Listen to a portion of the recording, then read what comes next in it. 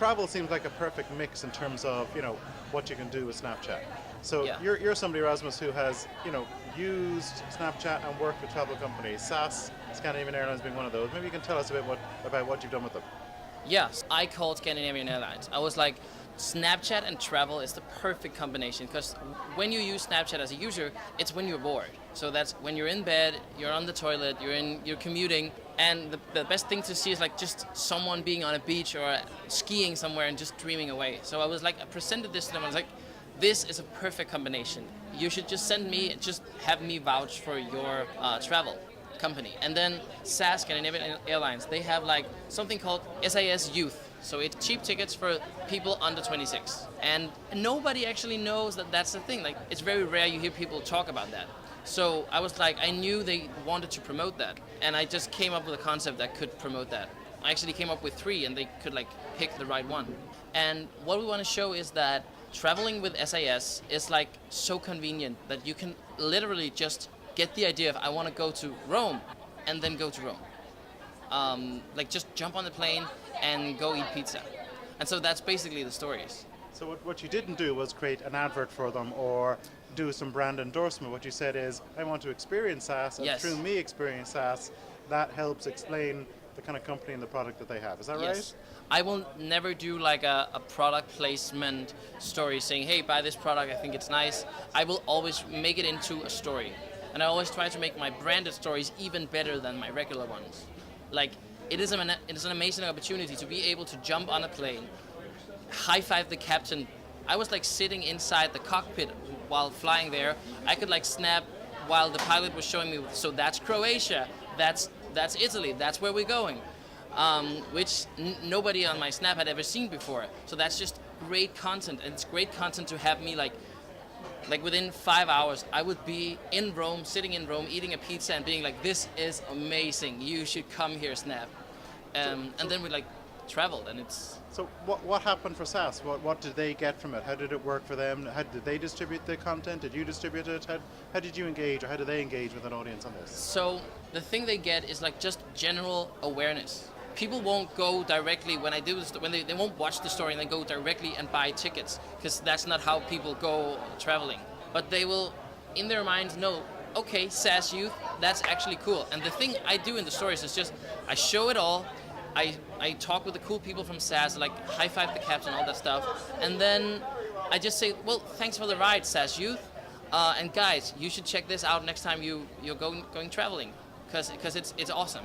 So SAS were great in that they kind of, they listened to you, they didn't kind of brush you away, they engaged, they were happy to experiment, to try They were really this. positive, really positive. They knew that this is a platform that is so engaging and so interesting to work with, but they didn't know how to do it.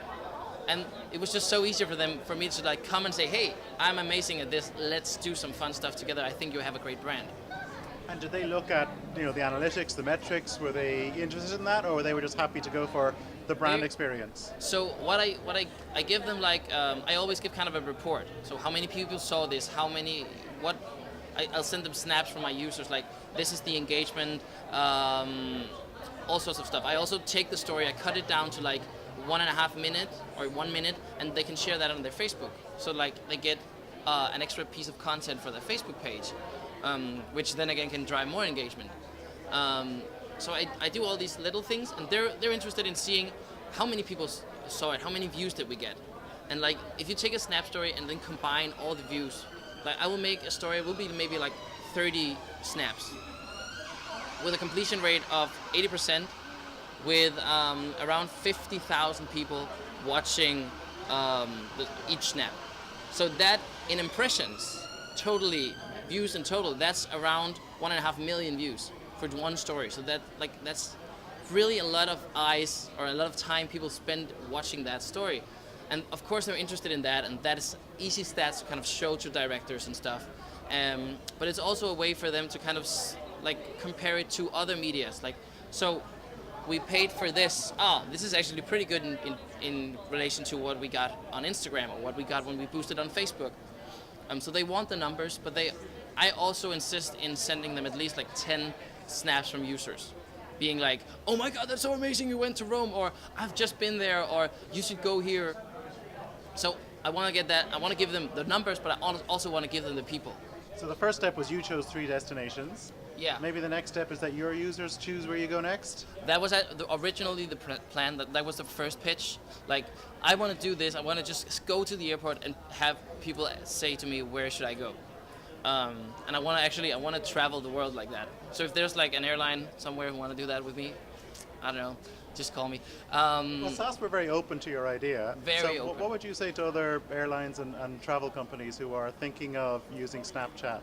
I think travel companies in general, like the whole chain of travel, like hotels, airplanes, charter businesses, car rental, all those brands, they have it. It's so easy for them to work with influencers because it's great content to go somewhere. Everyone needs a hotel when they're traveling. Everyone would love to rent a car. So all these things, we need them, and that's easier to work with, and it's like very. It's a whole different experience of branding a travel or a hotel or a car, a rented car, than a product, like a physical product. Because like that would be like, this is the product, you have to go buy this. The other thing is like an experience and a service. And there's all sorts of, like, on an airplane, there's like the food, there's the service, you can go to speak with the captain, there's waiting in line, there's all sorts of different elements that you can, as a storyteller and as an influencer, kind of work with and choose to talk about. So Rasmus, we're here in London. Where are you going next? Where's the next piece of travel for you? New York. Yeah, so London now, New York in 2 weeks with Scandinavian Airlines. Then I'm going to LA on my own. Then Tokyo, actually also with Scandinavian Airlines, but that's like a personal trip because it was so cheap. I just had to buy it. Yeah, where else? Someone just asked me today if I wanted to go to Puerto Rico for Christmas, for New Year's. Yeah, go Austria for skiing this winter. There's a lot of travel. Excellent. Well, look, thanks for your time, and we look forward to following your travels on Snapchat. Thank you, Yeah. Rasmus. Great. Yeah, add me at HelloRasmus.